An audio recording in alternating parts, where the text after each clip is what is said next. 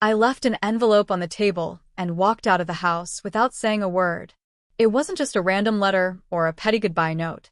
That envelope held the truth I had carried alone for months. The next morning, her boss called me, his voice trembling, like he'd seen a ghost. But let me take you back to where it all began. Because this story doesn't start with the envelope. It starts with the moment I realized the woman I loved wasn't who I thought she was. I met Emily 8 years ago at a friend's birthday party. She had this confident, infectious laugh that echoed across the room. And for someone like me, quiet, reserved, that kind of energy pulled me in instantly. We started talking, and within weeks, we were inseparable. For years, I truly believed she was my best friend, my partner. We built a life together, moved into a home, planned vacations, even talked about starting a family. I thought we were solid. I thought she had my back the same way I had hers. But life has a cruel way of revealing the truths you don't want to see. About 6 months ago, I noticed she was glued to her phone more than usual. She'd tilt the screen away whenever I walked into the room. At first, I brushed it off. Everyone deserves some privacy, right? But it became too obvious to ignore. Late-night texts, sudden extra shifts at work, a coldness in her eyes I'd never seen before. It all built up until I couldn't deny what was happening anymore. One evening, while she was in the shower, her phone buzzed on the nightstand. I wish I could say I had the strength not to look, but my gut already knew. I picked it up, and what I saw made my hands shake. They weren't just friendly messages.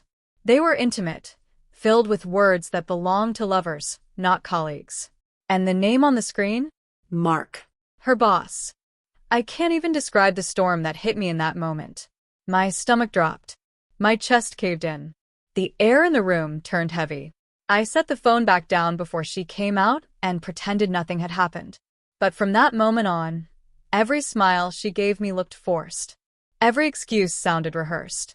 For weeks, I quietly collected the evidence. Screenshots, call logs, photos of them together when she claimed she was working late. I didn't want to confront her without proof. Part of me still hoped I was wrong. But deep down I knew she had already left our marriage, even if her body was still in the house. The hardest part was pretending I didn't know. Eating dinner with her, making small talk, lying in bed beside her while my heart broke in silence. Eventually, I couldn't do it anymore. I printed out everything, the messages, the photos, and I wrote her a letter in my own hand. In it, I told her I knew everything. I told her that the man who loved her more than anything had become a stranger in his own home.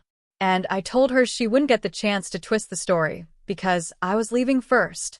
That night, I waited until she fell asleep. I placed the envelope on the dining table where I knew she'd see it. I grabbed my keys, my bag, and walked out. It was the hardest thing I've ever done, but also the most freeing. The next morning, my phone rang. Unknown number. When I answered, it was Mark, her boss, the man she'd been secretly seeing. His voice was shaky. Panicked. He said, "Why did you send me this? Do you know what you've done?" That's when I realized Emily wasn't the only one keeping secrets. Mark was married too. You see, I hadn't just left an envelope for Emily. I had mailed a duplicate to his wife the day before. When Emily opened the envelope and saw what I'd done, she panicked and tried calling him. But it was too late. His wife had already opened hers. So when Mark called me, it wasn't out of guilt or remorse. It was fear. Fear that his entire life was about to fall apart. I let him speak. Let him panic. He begged me to stay quiet. To fix this. As if betrayal could be undone like it never happened. I finally cut him off and said, "I didn't destroy your life. You did." Then I hung up. For days afterward, Emily tried to reach me. Messages, voicemails, emails. She said I had humiliated her, ruined her career, destroyed everything. But I didn't respond.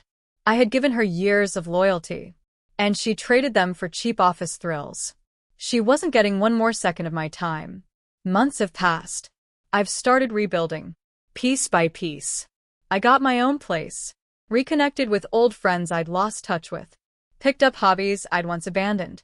Healing isn't fast. And some nights, the weight of it all still presses down on me. But I know I made the right choice. People sometimes ask if I regret leaving that envelope on the table. Honestly, No. it wasn't about revenge. It was about truth. Emily and Mark thought they could live double lives. But the truth has a way of surfacing, no matter how deep you try to bury it. I lost a marriage, yes, but I also lost the lies that came with it.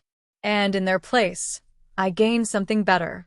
My freedom, my self-respect, and the strength to never settle for anything less than honesty again.